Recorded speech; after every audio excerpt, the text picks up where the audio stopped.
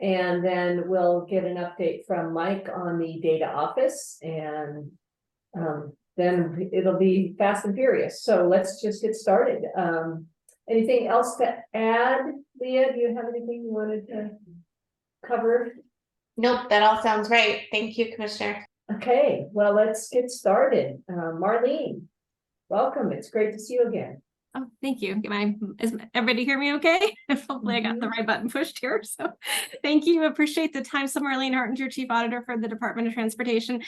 Happy to be here again. So I think folks around the table here mostly have been involved with our audit plan build process. So and actually looking back since the Continuous Improvement Advisory Committee's inception, members have provided their audit ideas to us. And so we've certainly valued and appreciated that. And I'm here again to ask for more suggestions from you all. So we are building our plan for the 2024-2025 biennium, and we're looking for topics that would benefit from an independent review by our office. And so things like where there's exposure, where there's process concerns, operational questions, emerging areas that may need more information, kind of that overarching question we like to ask about what keeps you up at night when thinking about ODOT. So just kind of an open forum for discussion as we've done in prior years to hear your thoughts. If there's something you would like to see audited, I would love to know about it. So just again, I can open the floor for your suggestions. If you've got some, I would love to hear them. So I'll pause now and see if there's anything on your minds.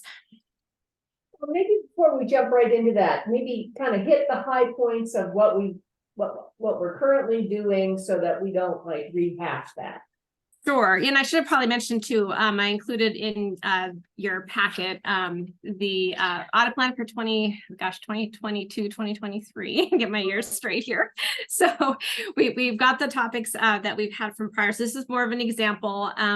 So for things that we've got going right now, we've audited the DMV miles per gallon ratings.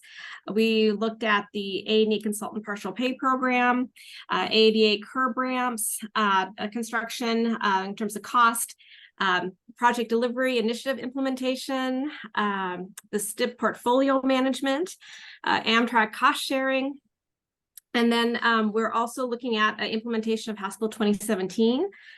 We looked at the Commerce and Compliance Audit Program, consultant oversight and project delivery.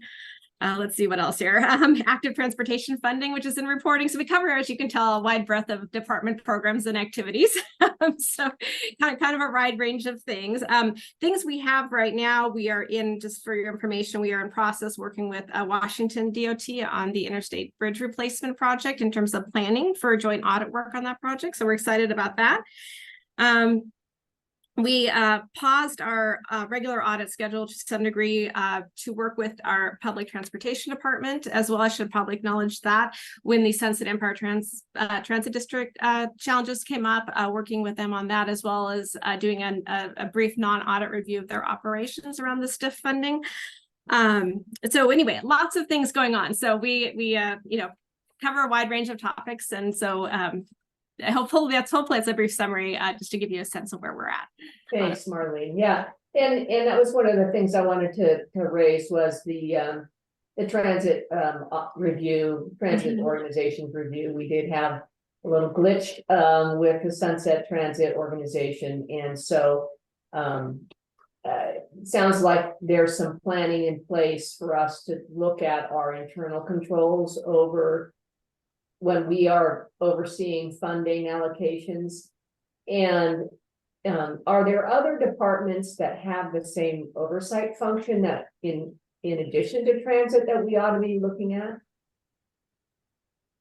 So could you restate that question? Sorry. Sure. So the transit organizations, we have requirements that when we do pass-through flow through money to them, they have to meet certain requirements, federal requirements, and report to us. And so it sounds like we may be doing an audit of our internal review of transit providers. Are there other flow through funds that ODOT manages that we should think about reviewing to make sure that we have adequate controls in place, that we are doing monitoring and oversight that we need to do. I know transit's the main, a big area that has the flow through funding going on, but certainly, yes, we can look at I mean, I'm thinking like MPOs. I don't know all of the kind of the flow through parts, so that's just the thought on my end, is making sure that we are doing what we're required to do when we have oversight responsibilities. That's great. Perfect. Thank you. I'm curious if your DBE contracts and usage, don't you do that every year? No, and it's not a routine audit, but that topic area comes up quite frequently. And so it is as well, again, this cycle. So we're hearing around it with equity and contracting barriers. So in looking, small businesses, the minority contract and the COVID program. So that has come up to some degree already for input this cycle. But you're going to run another one according to what you sent us? There'll be some pieces around this area for sure. Yes. Okay. Yeah, just followed up on that. I'm wondering if it's right. We just stood up and combined the Office of Civil Rights and Equity, and we've had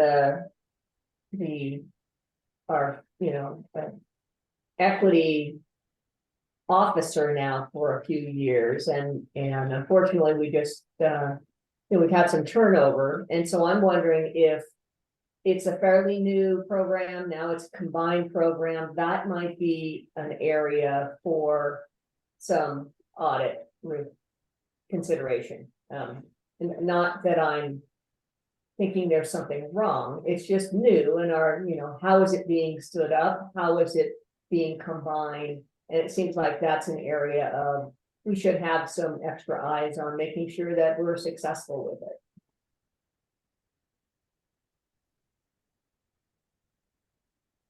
Yeah, I'd love to see in that how they're looking at it, how equity's looking at it now, the DBE program is looking at it, and what are they combining or doing separate?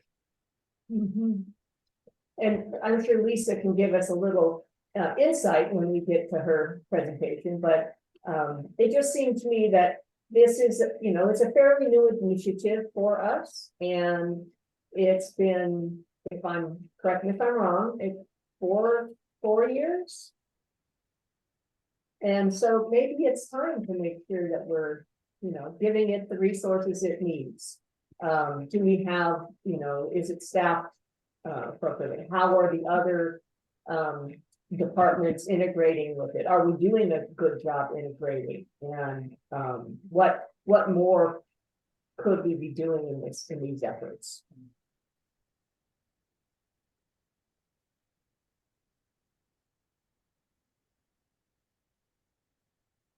Great, thank you.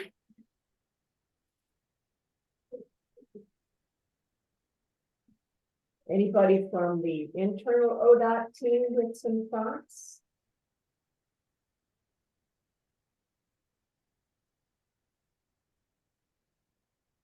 I appreciate that. And Marlene and I have had a couple of conversations. I think, like we talked about previously, and I think, Commissioner, to your point, making sure that as we are the designee for pass-through funds, to make sure that we are actually making sure that we have got the right touch points, and maybe diving a little bit deeper into the processes. And I think also just, and I think, I don't know if folks here know, but as of yesterday, we have a new public transportation division administrator, Suzanne Carlson, will be taking on that role for a year. But I think and I'm just going to be candid, one of the struggles that we've had with that division in particular is that in 2017, they received all the STIF money. They became like the body responsible for distributing all the funds and holding our transit providers accountable for that. But there was this push-pull of also not wanting to overly staff up to make sure that they were doing things correctly. And so I think that we are still trying to kind of rectify some of those pieces and what the structure of the division looks like, how we are kind of making sure, I think a little bit to some of the other comments just about equity in and of itself too, like how are we making sure that we are having the right connections throughout the agency to make sure that we are kind of following through across the board. So that was one of the things that I had talked to Marlene about, is maybe doing a deeper dive in the public transportation arena as well.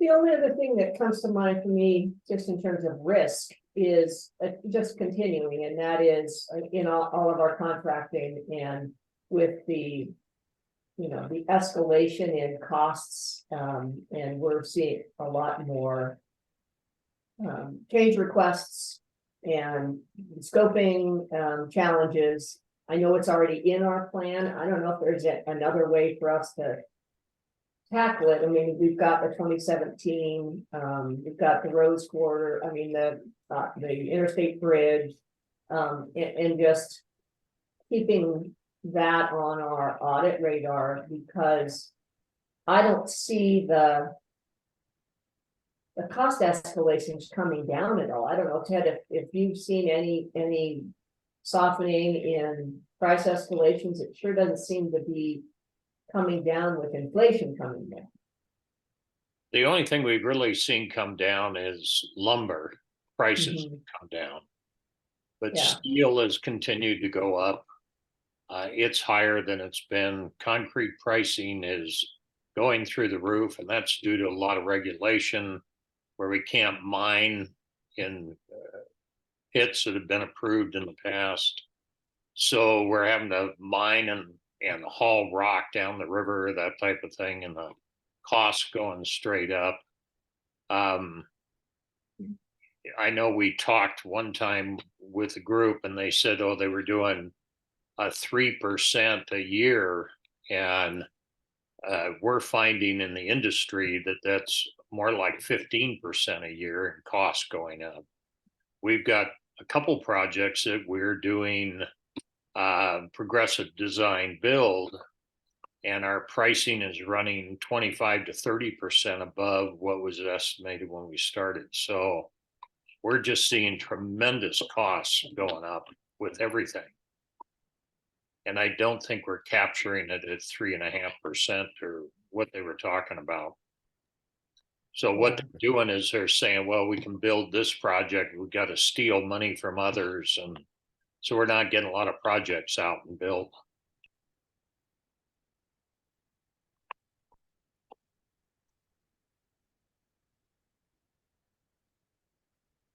Yeah, so I don't know, Marlene, if there's any more we can do in that arena. I know we have some already work tasks, but maybe honing in on evaluating price escalations.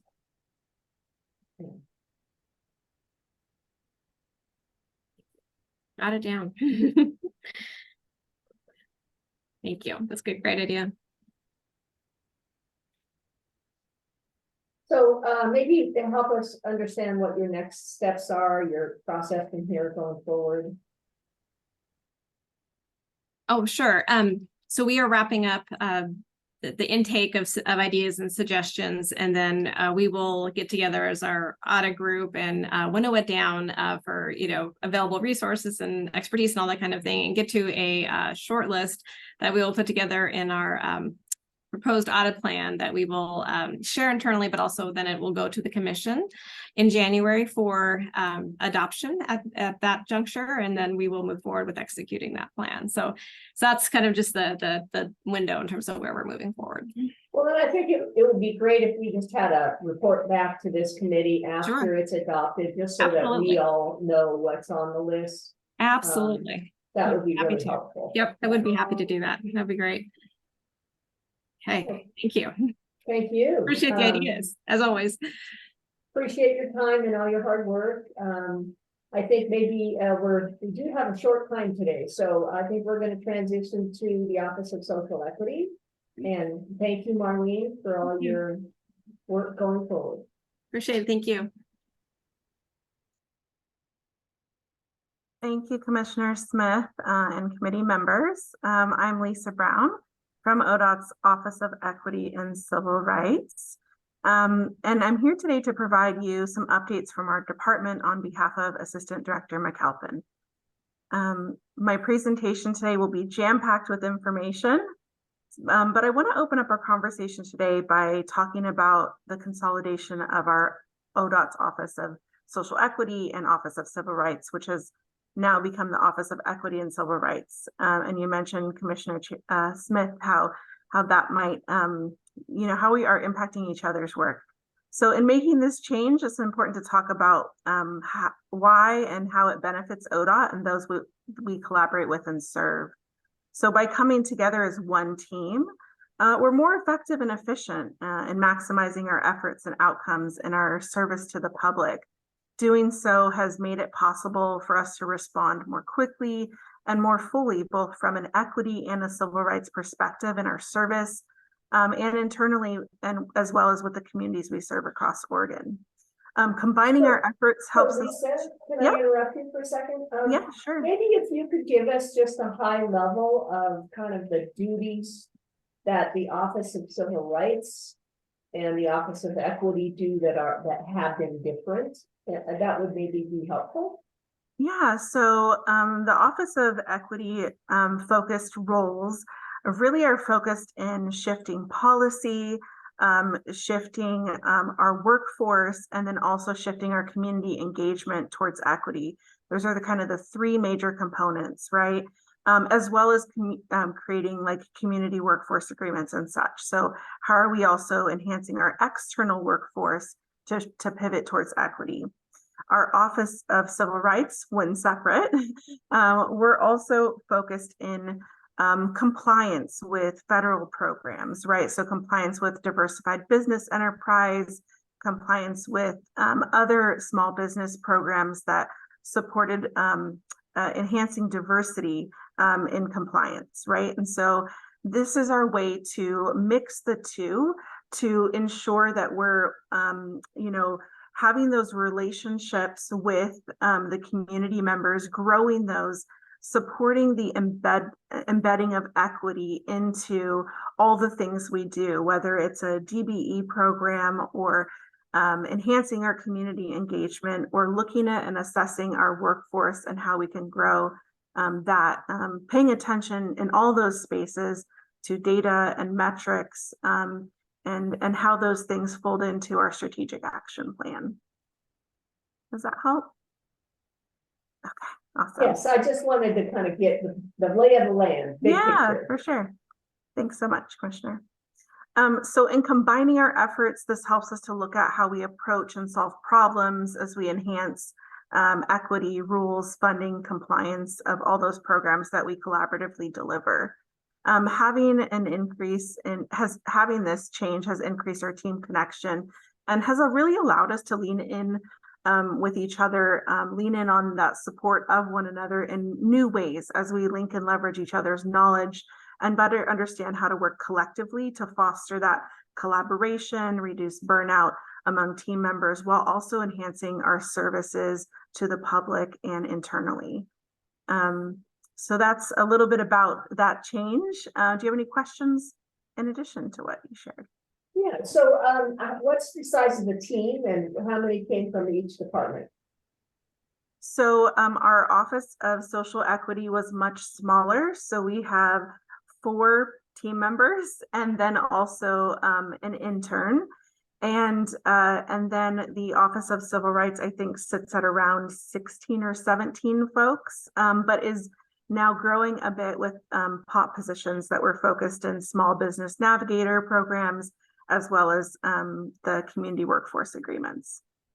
So growing a little bit on the equity side. Can you explain a little bit on reduce burnout among team members? What's that about?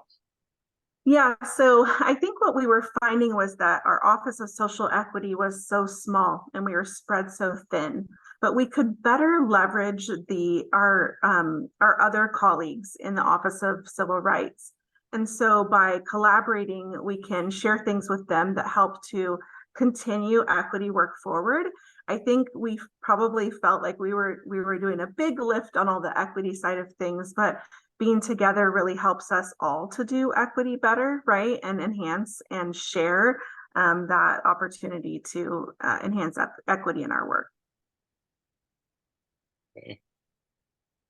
So with this kind of combination, is there going to be a kind of a restructuring of responsibilities?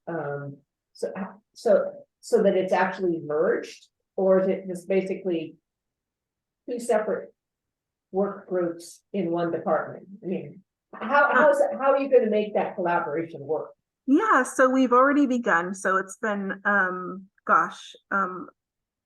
close to it's in 2022 is when we started the merge, right? And so we've already started to collaborate on different projects. I think it helps us to see how our work is more interconnected, interrelated. And so, for example, as we were enhancing the Equitable Community Engagement Program, or the EECP program, the program that pays folks to participate in community engagement and provide their sit on advisory committees like the Historic Albina Advisory Committee, et cetera, right? So enhancing those things, we learned about what ways we could enhance that program together.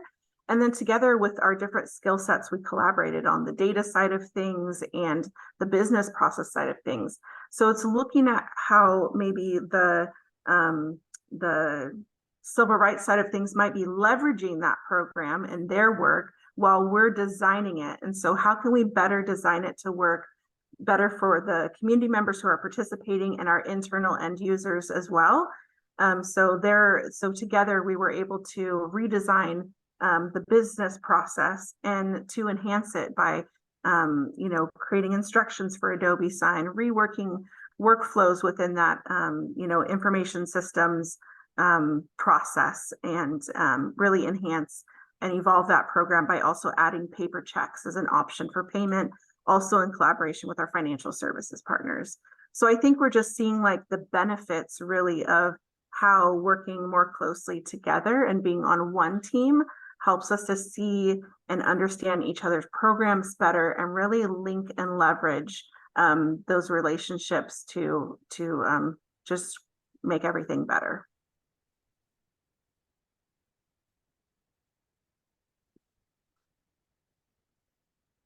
And if there's no more questions for this slide, I'm going to go ahead and move to the next one. Sound fair? Awesome. So for our remaining slides today, I'm going to pivot to updates on the work of our office, and we'll wrap up with questions. And you also might have them throughout, so feel free to pipe in there. But first, this is the strategic action plan area of increasing workforce diversity. This is a big part of the work I focus on at ODOT. And on the screen, you'll see some of the strategies, actions, and tools we've designed to help us do this.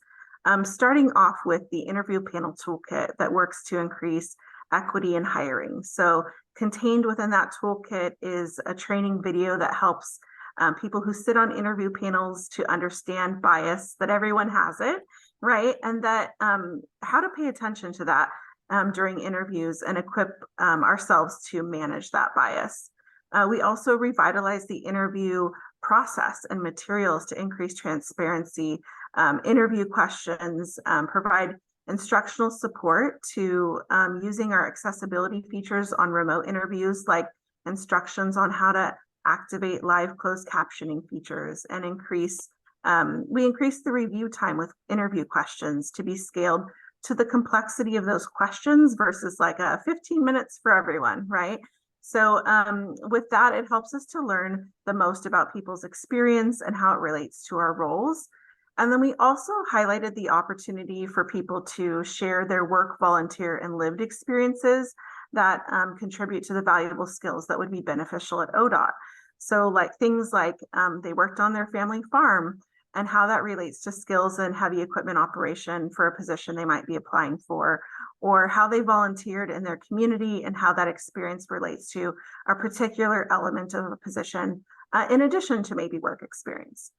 So by enhancing equity and transparency in these ways, we're seeking to improve public interest in our positions, remove barriers to employment, and prioritize a good candidate experience.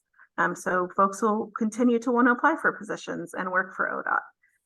Also, as an agency, data shows us that we have increased diversity in our applications and hires, which leads me to our next 2 bullet points, which is around data and metrics. We conducted an employee engagement survey in 2022, and in that survey, we actually baselined how employees were experiencing belonging at ODOT. Research has showed us that it has emerged as one of the top leading indicators of employee retention, and workforce retention is critical to us sustaining transportation services to Oregonians. So we know that it's important. And since our survey completed, we have been responsive by tracking actions to enhance inclusive workplace culture and belonging. And we did that in a couple of ways, which leads into the next set of bullets below that, which is creating employee resource groups for employees to experience more inclusion and belonging. And they focus on employee development, which means they grow skills so that they can strengthen our public service. But beyond that, internal connection and development. So let me ask you a question there. So Yep. what does that look like? What is an employee resource group? What do they do? How do they meet? What does that look like? Yeah, so right now, since they launched in July of 2023, they have named themselves what their groups are to be called, focused in a cultural or heritage element or a specific identity feature of themselves, right? So we have groups that are focused in veterans, we have groups that are focused in mental health and well-being, we have groups that are focused in racial or ethnic identities, a women's group, right? So there's groups that are centered, but they're also open to anyone. So folks can also join as an ally or an advocate to the group as well, even if they don't hold the group identity. They meet bi-weekly and have recently finished building all their charters.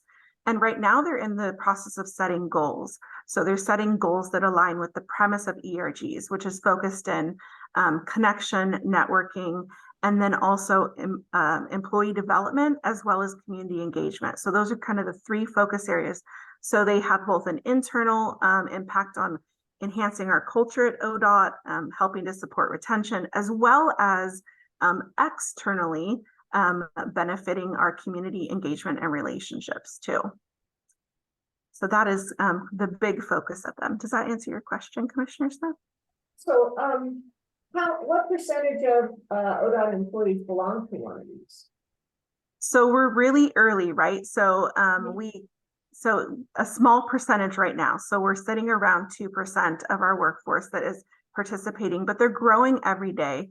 And we were fortunate enough to have collaborate with Department of Human Services as we were developing them. And they noticed too that their employee resource groups started smaller and grew over time. Within the last year, Department of Human Services has actually had like a 50% or above 50% increase in participation. And they're at like around 1,600 members of their about 11,000 employee workforce and employee resource groups. So we know that they grow steadily over time. And sometimes they have those bigger influxes of people participating as well. But one thing that they have noticed that it has positively impacted their retention. And so we're exploring ways that we can look at the data in our HRIS or Human Resources Information System.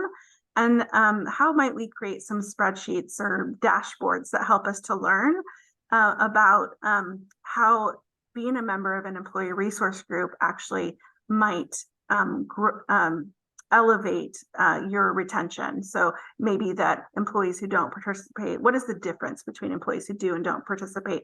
And are we retaining a workforce better when we have folks who participate? Is there any incentive for people to join them? I think people are really looking for that like connection, right? So they're looking to connect with other people. I think that as we've, No, you know, I meant, are we providing an incentive? oh, If you join, you get X, Y, or Z. besides connection, and then also like the opportunity for employee development, not like a particular like a monetary incentive to join, but you know, maybe career growth and ability to connect with internally and also with communities. So that would be the benefits that people are noticing. And then also they're known to increase a sense of belonging, and we know that that ties into people wanting to stay at a place of employment. And so those are kind of the things that the non-compensatory, I would say, benefits that we've noticed.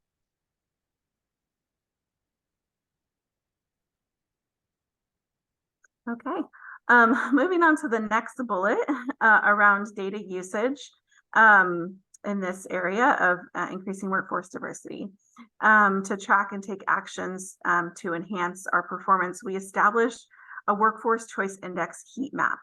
And that name really says what it is. The heat map uses data to tell us how we're doing at being an employer of choice. On that map, green indicates performing at high levels, yellow is like nearing performance goals, and then red is an indicator of our biggest opportunities. There is a category of how we are performing across workforce diversity, so age, disabilities, gender, and race and ethnicity. We track our performance in those diversity categories related to candidate applications, essentially measuring how good are our recruiters doing, or how good are we doing at attracting a diverse workforce. And then also we look at interviewing, hiring, promotions, leadership roles, and retention. And this tells us how we're doing at creating a workforce that truly aligns with the communities of Oregon and how folks promote and elevate to leadership roles. It also shows us how good we're doing at retaining that workforce, which is vital to our service to the public.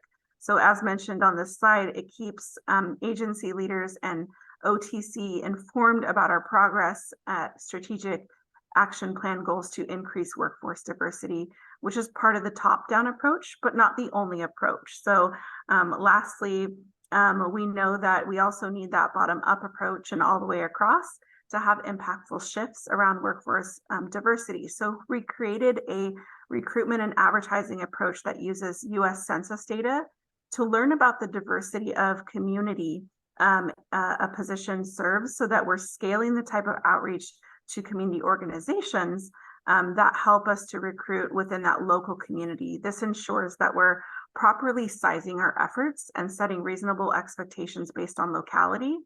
And this business process is in the final stages and will launch in the first quarter of 2024.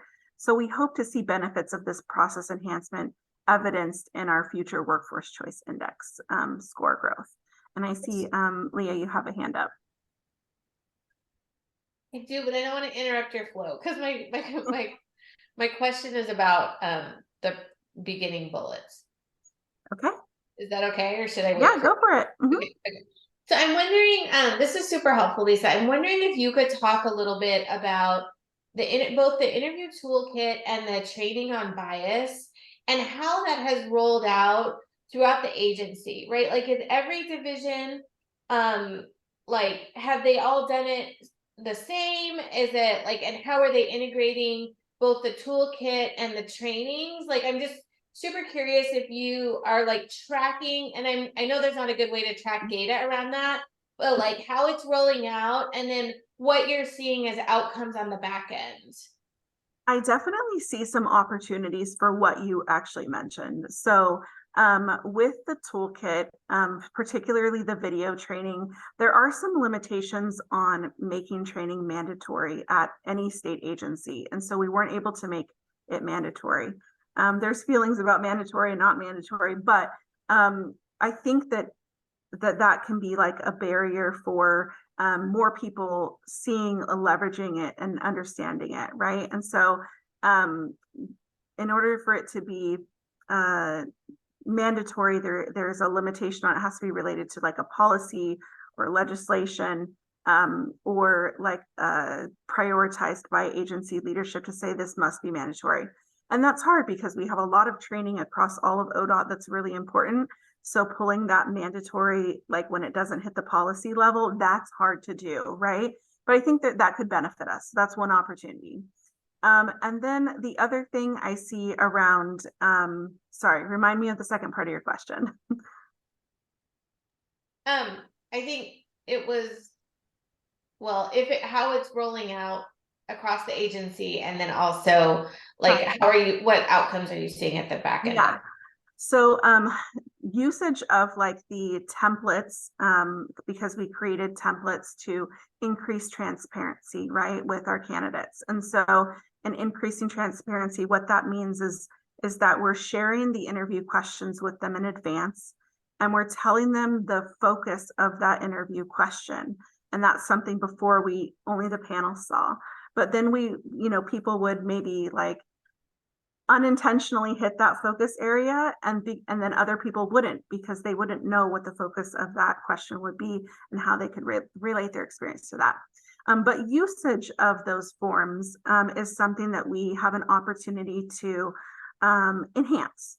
And what I mean by that is the tracking of that. So in our prior system before Workday, when panels interviews would finish, we would collect all that information that panelists wrote on, and it would get uploaded into the NeoGov system.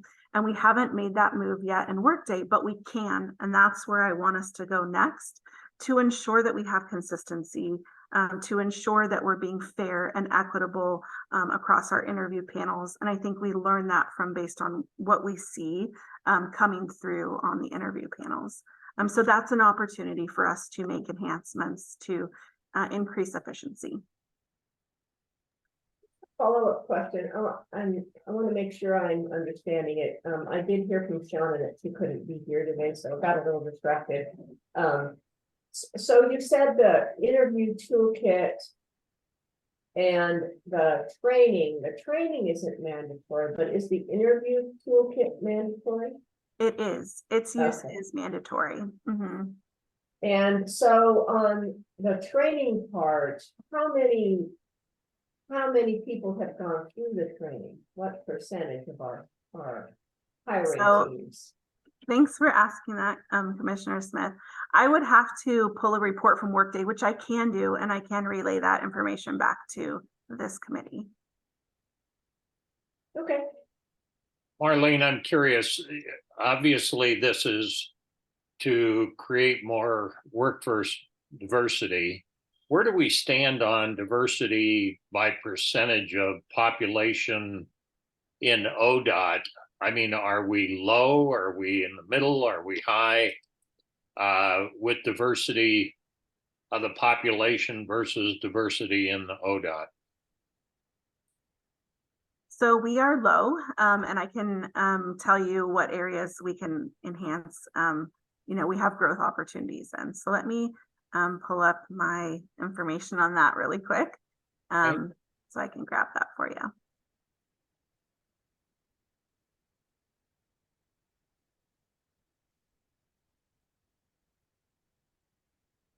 Because I compile these reports on this information.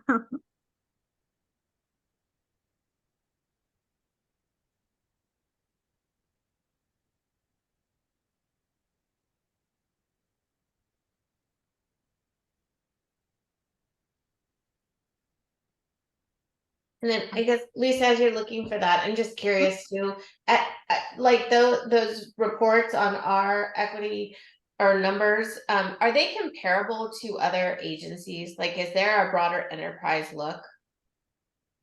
So we don't have access in Workday to be able to pull reports on other agencies. Unfortunately, it would be interesting to see that. Right now, our Workforce Choice Index score is sitting at 2.54, which is in the yellow. And we have plans to get up to 2.75 as a minimum goal for this next strategic action plan iteration that goes through 2028. Right now, we currently have gaps in a couple areas. And so let me just start by sharing what those are. So as we look at women in the workforce, we're 74.7% to meeting our goal, which is equivalent with like the workforce within, or the workforce of women within Oregon, or women populations within Oregon. And then as we look next at folks who identify as American Indian, Alaska Native, tribal members, etc., we are very close, nearing. So we're in the green there. We're at 1.7%, and our populations are at 1.9% across Oregon. And then if we look at folks who have Asian identities, a little bit bigger of a gap, so kind of like in between red and yellow on that one, at 3.4%, and the goal based on Oregon populations is 5.1. With Black and African American identities, we are currently sitting at less than half, so 1.1% in comparison to the 2.3% population across Oregon. And then as we look at our Hispanic and Latin AOX communities, we are under half. So we have 6.4% in our workforce, and 14.4% is what it looks like in communities across Oregon. We are meeting for our Native Hawaiian and other Pacific Islanders at 5%, which is equal to that population in Oregon. And we're sitting at a smaller percentage of 3.8 as it relates to folks who are 2 or more races. So just nearly missing that target for populations in Oregon. And then for people with disabilities, it's a bit tricky to measure that and collect that data. So we're at 3.8%, and 10.2% is the overall population in Oregon. But it's important to note that this is something that employees share voluntarily and may not always feel comfortable sharing that they experience a disability. But we are looking to increase our outreach to communities with disabilities for our workforce as we're recruiting and doing outreach there. So those are kind of the gaps that we have now in workforce comparison to communities across Oregon. So opportunities across all the spectrums except for Hawaiian and Native other Pacific Islanders.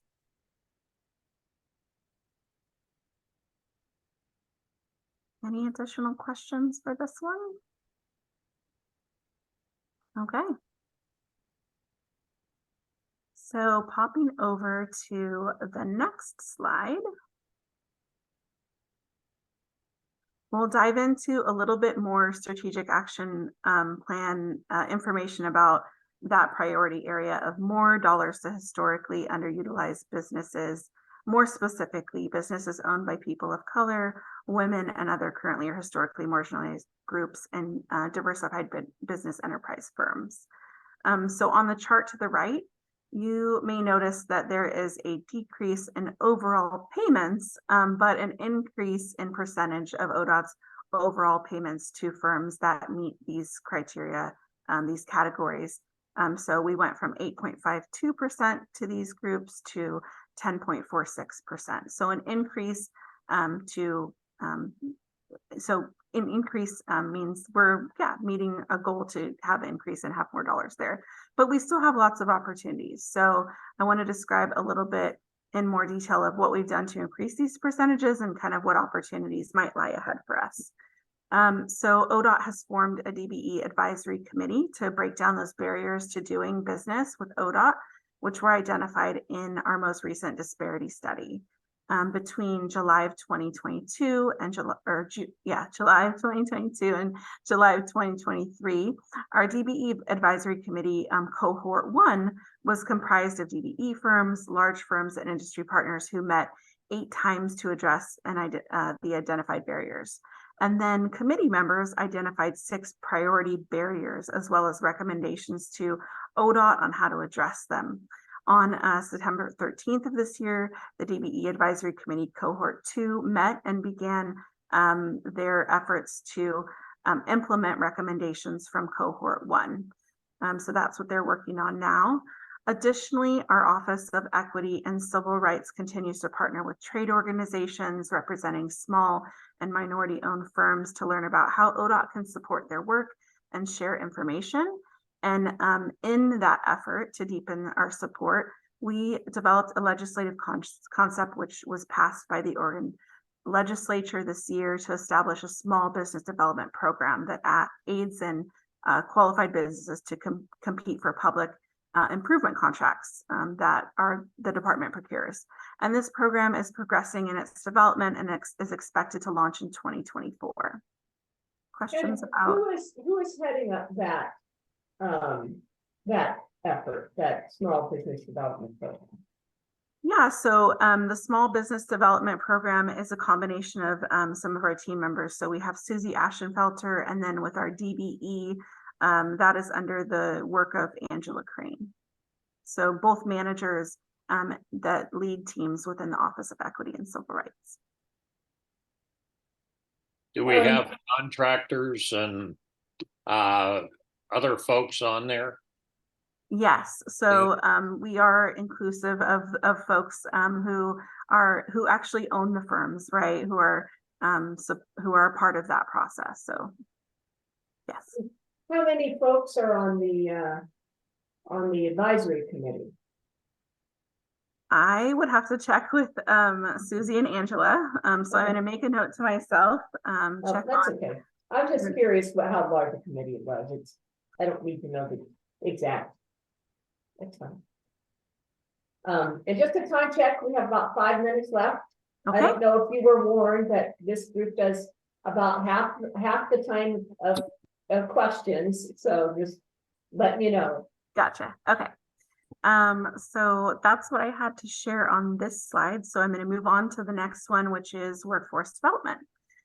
So on this slide, we're talking about our efforts to increase workforce development through our workforce development program. So for 2021 and 2022, the WDP produced 205 journey workers who directly receive services. Our hardship funds have increased the retention of those apprentices, particularly women and people of color who were 12% more likely to complete when receiving this type of assistance. Also, the pre-apprentice programs have contributed to diversifying the highway construction workforce to 27% of women and 14% of Black men who entered via this apprenticeship program. Also, our data shows that providing childcare subsidies increases the likelihood of journey completion. So women and people of color who received childcare subsidies are 21% more likely to complete, and white men who received support were 37% more likely to complete. So there's benefits to that. And then for 2023-2024 biennium, we launched that pre-apprenticeship program within women's correctional facilities. So offering certifications of operator and laborer for highway construction trades upon release to increase workforce diversity and support opportunities for this population. And finally, we bring focus to labor equity on our next slide. Any questions before I leave this one? I know we're running short on time. Okay, next slide. So for labor equity, we in 2021, during the regular ODOT legislative session, House Bill 3011 and SB 420 were passed, and these bills mandated the use of project labor agreements or PLAs on certain types of projects and authorized the designation of public improvement projects as community benefit contracts. On September 23rd of 2022, the OTC authorized ODOT to move forward with negotiations of the CWA pilot program that included 8 projects. And then also the decision required ODOT to develop the labor equity program to manage those community benefit contracts. This program consists of 3 positions: labor equity manager, labor equity coordinator, and labor equity work site coordinator. And the labor equity team has developed program guidance, communications, and training resources to date. A successful informational event for the trades happened, and contractors for contractors, and was held on October 12th of this year. So this is, early and more in its infancy stages, but moving and progressing forward. Something we're excited about, and also is a big investment for our team. Susie Ashenfelter is the manager on our team that leads this group and this effort. So, help me understand where we are in the process. Have we finalized the agreement? Yes, it has been finalized. And do we have any projects that have been bid out yet under the PLA? Not that I'm aware of yet. I think they're just really in the stage where they have moved forward with saying, yes, we're doing this.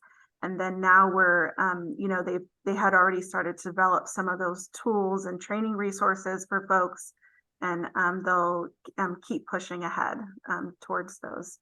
I know when the commission authorized the pilot project approach, we had some very clear directives on how we want it to be monitored and basically make sure that we know how it's being delivered. And are the folks that are in these positions, is that part of their responsibility to do the compliance tasks that that OTC directed? Absolutely, yes. So with that, there were some POP positions that were approved that were associated with this work. And those positions have been recently filled over the last 6 or more months. And so as folks are getting briefed, and they're, yes, absolutely developing those methods to track compliance and continue to monitor and measure this program for sure. I think this might be something that this committee would be interested in having some ongoing review of, to see how things are going rather than waiting till it's at the end. I think, Ted, I know that you're interested in this issue as well. Is that something that you would be interested in having a report back to us? Yeah, I'd love to hear what it is. Yeah. I don't have it in front of me, but we had a whole laundry list of items that we said we want to make sure that we know how this program is working. We want to make sure that we're tracking, percentages of retention and how many people are, working in the areas. And anyway, so it's something that I think would be really helpful for us to keep on the list maybe for next year as it goes forward. Yeah, that would be great. Yeah, and I know that there were some concerns about how is this going to work in the more rural communities. And so I think that's something that we'd like to make sure that we are following. And if it's not working, what, are there things that we can do to make it work, or how do we improve it going forward if we're having some challenges? Yeah, absolutely. We want to make sure that communities across Oregon are a part of this and are included. I will be sure to bring back this information to Susie Ashenfelter, who's managing, this group, and also the team who leads this program, so that she can be sure to be in touch with this committee in the future. Thanks for that, Commissioner Smith. Great, thank you. Any other questions for Lisa? We're going just a little bit over time, and I don't want to cut data short because there's a lot there.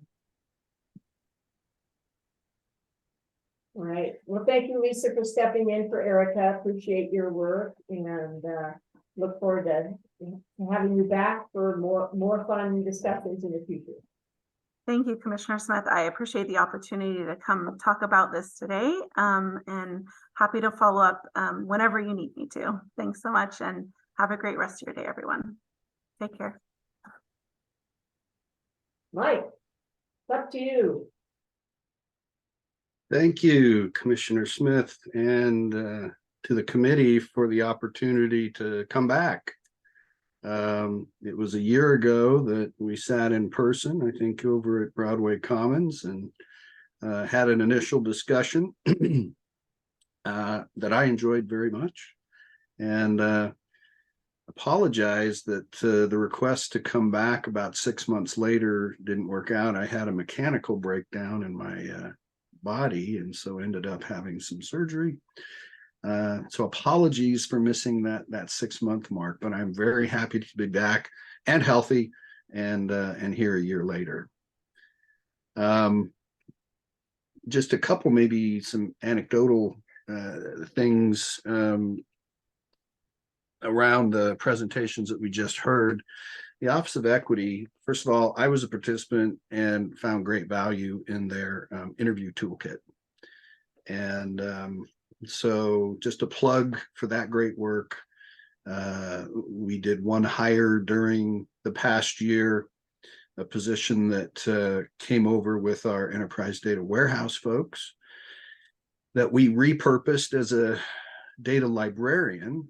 And in preparation for that, we actually went through 2 cycles. We offered it once, and the person got a counteroffer, which really kind of set us back a little bit, but not too much, because we got an awesome hire, and in utilizing the interview toolkit, all of the participants in the interviews, I think, felt much more comfortable and aware of some of the things that we needed to be cognizant of as we went through the hiring process. Marlene's been a great asset to us. We've just had a recent conversation about how my office could benefit from the services that they offer, and also as huge data consumers, they get visibility into data that sometimes we don't know exists. And so we've had some preliminary conversations on how can we collaborate, right? How can we work together? So greatly appreciative to both of those parts of the organization. I don't have slides, so hopefully that isn't a bad strike, but No, because we can talk without slides. awesome, because I'm a talker most of the time. But so last year in the conversation that we had, the Data Solutions Office and the role of the Chief Data Officer was only about 6 months old, and literally had been going through a listening tour, which continued after that meeting last November.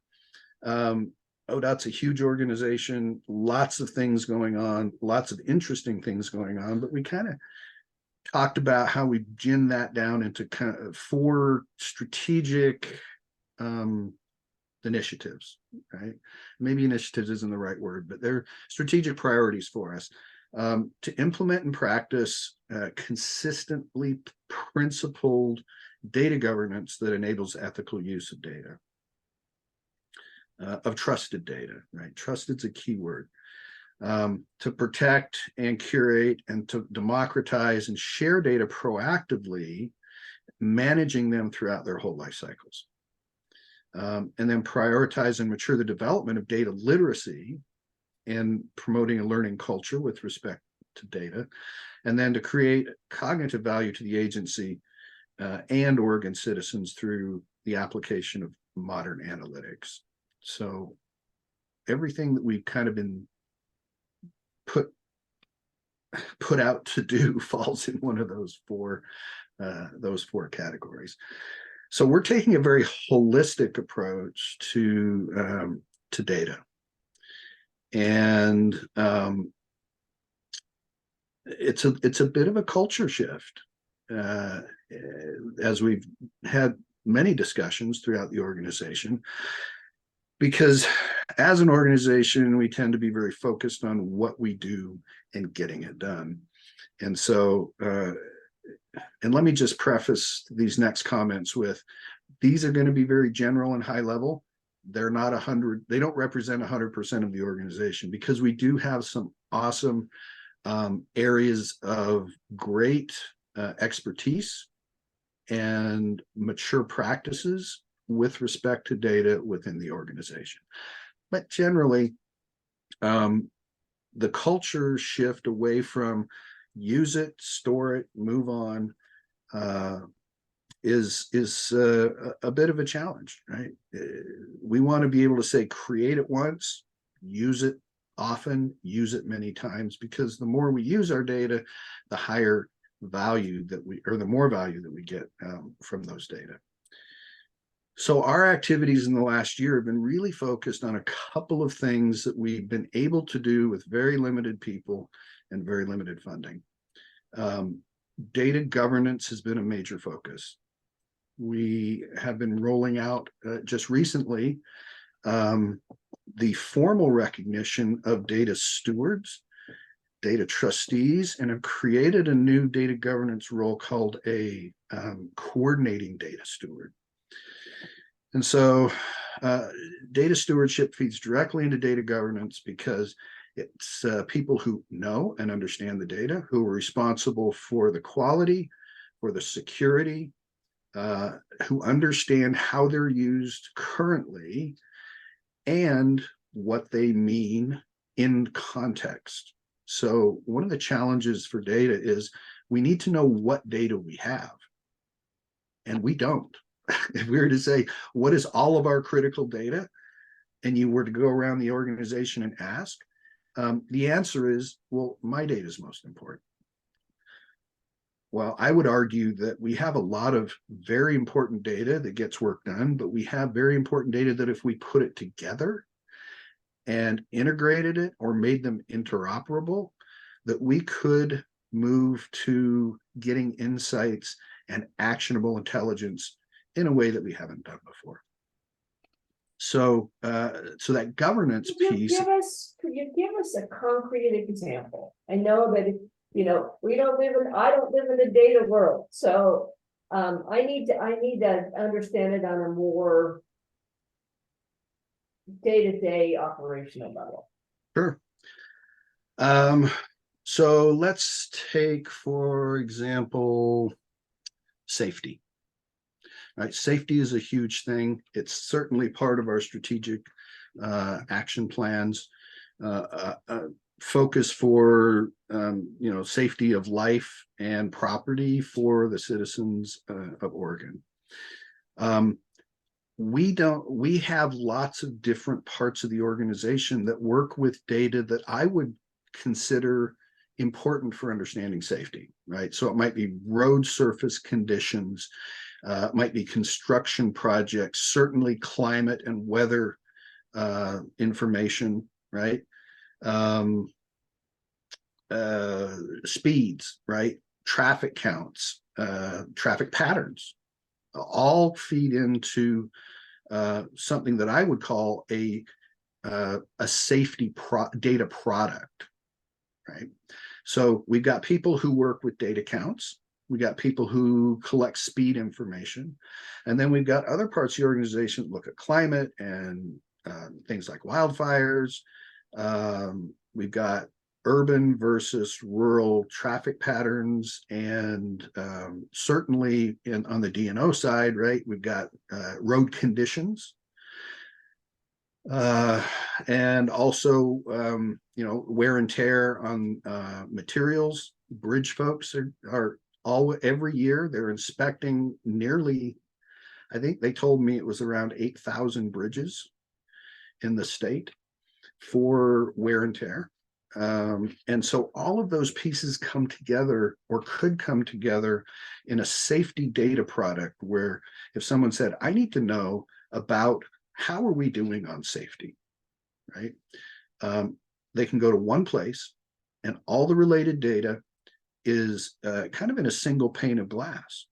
And then they can start asking questions of when we made this change to our process for how we direct traffic past construction, did that particular change impact the number or reduce the number of accidents, the number of near misses, the number of damage to vehicles? And does that change when the weather changes? Or some other variable happens? Right now, we can't answer those questions very simply. And so the curation of a safety data set, right? Bringing those very valuable pieces together that we use once and maybe set aside, and saying, can we use those more frequently? Can they give us a broader view of safety other than just saying, are we having fewer accidents? Right? Are we saving more lives? Because sometimes I don't think I think we see the trends, but we don't have an easy way to go back and say, why are these trends happening? And diving into the data that sometimes is set aside will help us to answer those questions. And how do you set that up? Are you using AI or how are you creating a enterprise-wide data analytics model? Great question, because there's a term that I think people are getting tired of me saying, and that is self-service analytics, right? And maybe to answer this question, let me instead talk about cookies, okay? I go this way sometimes and people go, well, what do cookies have to do with data? So when you're going to a party and you want to make an awesome cookie that's going to knock people's socks off, you go to the store and you get your ingredients and you bring them home and you mix them all together and bake them up, and you get this awesome cookie that everyone's going to talk about. What we take for granted in that process, right? And if the cookie is the product from data, is that you never go to the store and buy a bag of raw wheat and take it home and grind it up and thrash it and bleach it and do all the stuff that needs to be done before you can bake with it. There's a whole bunch of preparatory work that has to be done before the usable flour gets to the store that you can buy, by lots of people, lots of standard processes, lots of preparation. So the short answer to your question is, how do we do it? Well, we have to engage with the raw material and work it so that it's a usable product on the other end.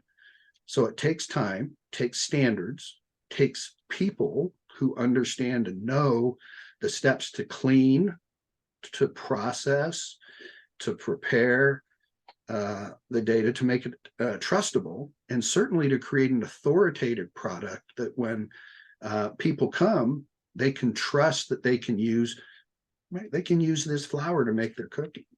They can get a good outcome. It's the preparatory work that we right now are trying to work to set up. And that starts, I think, with setting up the rules, which is what governance does. And then the natural movement beyond that is to go to, instead of data management, we're using the term data lifecycle management, because we have to manage them as valuable strategic assets from their acquisition all the way through to their disposition and every step in between. Often we get sorry, I go may ahead. be getting ahead of you, but how do you decide what ingredients you need to make the cookie? Because you're talking about fixing the process to make the ingredients, but don't you have to know what the ingredient is before you know how the process works? I mean, what process to use to make that ingredient? Don't you have to pick what the ingredient is? So there's a number of standard things, and these aren't things we're making up, right? These are tried and true stuff that industry has done, that other government agencies has done, that federal government does. Is first of all, we have to identify the raw material, right? So the raw data is rarely clean, right? It has some cleaning that has to be done, just like wheat, right? You got to sift out the rocks and the chaff and everything else. But the raw material, we have to first identify, do we have the right raw material? And if we don't, where do we go find it? And if we don't have it and can't find it, the question then is, can we get it? So if I go back to the safety example, we might say, do we have all the relevant weather and climate data that would be relevant to a question for safety? And we might say, well, we've got 10 years of climate data. We've got the weather models that we look at day to day, but have we ever applied them really to how has the weather affected these particular points of safety, right? And what impact have they had? Now, the short answer is we, as a data solutions office, may not know. We are a collaborative, enabling part of the organization to work with the business because the business knows their business.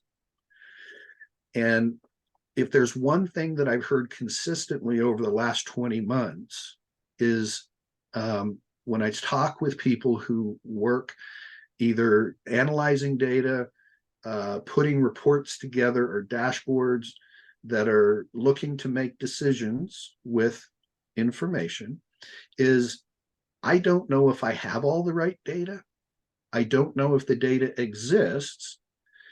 And if it does, I don't know where to find it.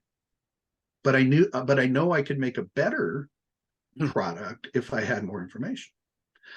So what I said earlier about having to identify what data we have, one of the first steps that we've taken in the last year is we've developed, with the help of our IT group, a basic inventory tool. So now we're able to start saying, what data do we have? And so as we take these data stewards and data trustees, they're going to help us to identify the data that they have that's critical to the work. And that will then become searchable by those who are saying, is there more safety data out there? Now, it's a very basic tool. At the end of the biennium, end of the last biennium, we were able to get a little bit of money. And we got a pilot instance of an enterprise data catalog. And a catalog, think it's an inventory tool on steroids. It's got some built-in AI to automate and identify the core metadata, right? The data about the data that we have stored. And so not only are we trying to find the right data, but then we have to understand it, because if group A and group B are collecting data as part of their particular pieces of the organization, and they say, we've got this this field here that says first name. Well, over here, we just call it name. And so there's a correlation in the word of name, but they're different things. One is a first name, one is a whole name. But if you just say, we're collecting name data, it does make a difference if it's the whole name versus just the first name, especially if you're doing some type of analytics. And so what the metadata and the catalog allows us to do is to standardize a taxonomy across the organization, put together a semantic model so that when we talk about data, we're saying the same thing and we're understanding what someone else is saying. Right. So I've used terms here that likely you're all scratching your head going, oh, I'm not sure I know what that means. And so one of the key things that our data librarian that we hired last June is doing is working on, what does that semantic model look like? What do the data that everybody has, what do they mean? What is the context that they're being used in? Trying to think of a good example here to give you with respect to that. So let's take our crash data. We publish crash data. It's about 2 years behind, right? There's a process involved. It takes a long time. The official report comes out. We have a number of crashes. Could involve vehicles, could involve pedestrians, could involve bicycles, right? But they're crashes. When I say the word crash and you hear the word crash, you may think of something, you may think of two cars coming together, right? And they're head on, T-bone, right? Single car, whatever. But usually when I think of somebody crashing, I'm thinking of me driving my car and I'm running into something or somebody. The definition of what they have in our crash data is broader than what I would have originally thought. And so I had to have conversations with the data folks who work with the crash data to say, what does this really mean? Because when you say crash and I say crash, I think we're saying different things. So that's why that taxonomy, that semantic model is so important, because it helps us now to integrate data in ways to make them interoperable. That I love that word. I overuse it, I know. But that's where we take disparate data sets and we can relate them in some way so that we can use them together. So that's part of that data lifecycle management process, with the governance piece underpinning it. Now, Commissioner Smith, I talked a lot. I don't know if I answered your question.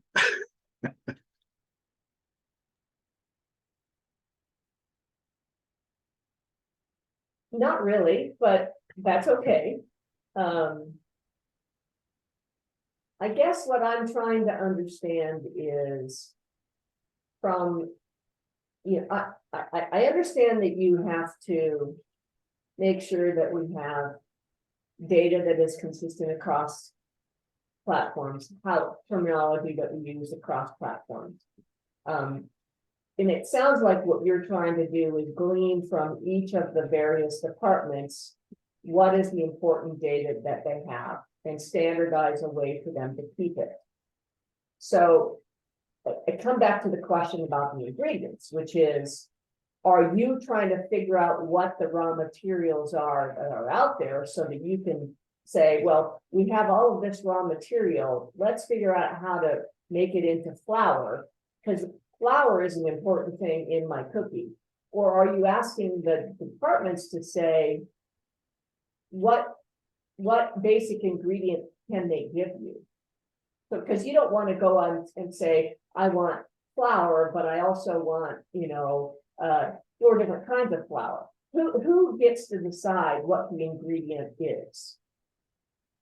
So I think the short answer is the business, because they're the ones.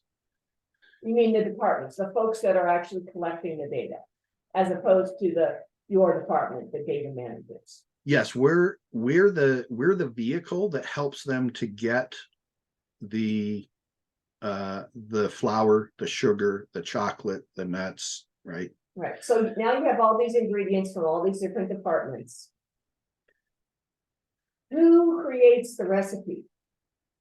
The person or group that needs to use them. Okay, so now you have all these ingredients that are pure and they don't have lots of bad fats in them. And there's a menu of ingredients on your data server. And safety can say, hey, I want to mix weather with traffic speed and crash data over a 5-year period and see what happens over time. Is that the product that you're trying to deliver? And then if that is the case, what does it look like from the user interface? Can they do it like, okay, I have all this data, I'm just going to do a ChatGPT like inquiry and say, put together all of these ingredients to make me this cookie? So let me just preface this with saying that my focus is not on the technology, but on the data. They're two different things. Yeah, but they gotta work together. No, they have an intimate relationship, but when we talk about data, it's hard because we have done it in business for so long. We equate data with the technology that manage the data, because we've given the management to systems. I would argue that the data has well, let me put it this way. Applications come and go, data persists. So the data will always be the data. The application that you use to manage it, acquire it, massage it, do whatever, those will change every year or every 10 years or whatever that looks like. So the fact that we have systems that we work with, part of the challenge is how do we extract from this artificially protected data silo the relevant information that can be used other places? Because I can tell you from experience, and certainly from conversations internally, that I'm going to go probably with 30 to 50 people in the last 10 months who said, I can't get the data that I need because it's locked in this system. Or the question I have to go through 6 or 8 locked systems to try and get the data out. My question is, how do we facilitate data sharing, data accessibility, data democratization without impacting the transactional systems? And so that goes now, what are the critical data, right? What are the raw materials? What's the raw flour or the raw wheat that are in there? And do we need all of it? Sometimes we do, sometimes we don't. And then we get it out, and then we can do the processing and everything, but we're not going to change the transactional systems because that's not our intent. So the technology are the transactional systems, the data are what we pull out and we work with them. So that's where I'm kind of separating the technology from the data. Now looks like Leah had a question. Oh, sorry, Leah. That's okay. Thank you, Commissioner. So Mike, I really appreciate just kind of the way that you laid this out. And I think the thing that I'm struggling with, and I don't know if it's further conversation with this group as kind of, to me, an Uber think tank, if you will, or if it's taking it back to the folks who are kind of in and out of the data every day. But so like, I'm just going to give an example because you said safety, right? So I'm at a point right now where I'm trying to, with my team, come up with numbers around what is our actual need for safety investments that would actually make a difference on the system. And so like, I hear you when you say, right, we need all these different data pieces layered on top of each other to help us make a decision. And the way that Commissioner Smith described it, right? Like, you know, this road under these weather conditions with this speed, like all of those things make tangible sense. And I know that this is not a fair question, but like I feel like there are so many areas, and this one just as an example, that are like ready to take that data and use it, right? Like I want to take it and I want to implement it on a thing and see if that works. But I'm trying to figure out, like, how do I push that so that we are actually at a point where we can do that, right? And so I'm not quite sure how to get there. Well, and I think that's the challenge. There are, and so you spoke of a very specific need that potentially has some data that you have access to, and maybe not all the data that's available. You just don't know that there's more data available, right? And so maybe if I can reframe that, is I've got this very specific question, and I've got some data. Is it all the data? And then if it isn't, where do I get the rest of it? And then how do we get it all together in a place where then you can use it, right? Because you have an immediate need to utilize that data. And that's really kind of the bottom line of what we're trying to help, is you as a decision maker, can you go and get what you need when you need it, right? Let me just tell you a little story. I had a conversation at the end of last legislative Warning, better be a short story. last session, long session, one of the people in our organization said, I've been asked by the legislature to provide them a report on X. And I said, okay, how can we help? And this person told me they wanted the end of this week. It's going to take me 3 months to get the data pulled out, put together, and made into the report that they need. And I'm like, you're kidding me. And I said, why is that? They said, because we know where most of the data is, but it's not ready to use. And so our focus on governance, management, and usability is to have the right data ready to use at the moment that it's needed, not after it's needed. That's where all the foundational work that I mentioned in the memo and the progress that we've made so far is going to be able to get to that point where data are ready when they're needed, trusted when they're needed, fully available when they're needed, and usable for any purpose that the data consumer, the data user, the analyst, the decision maker, the executive needs in the moment when they need it. So last question, and we need to wrap up. So what is your projected goal to having that realized? Well, you're going to get tired of hearing this because you hear it everywhere. It's money and people.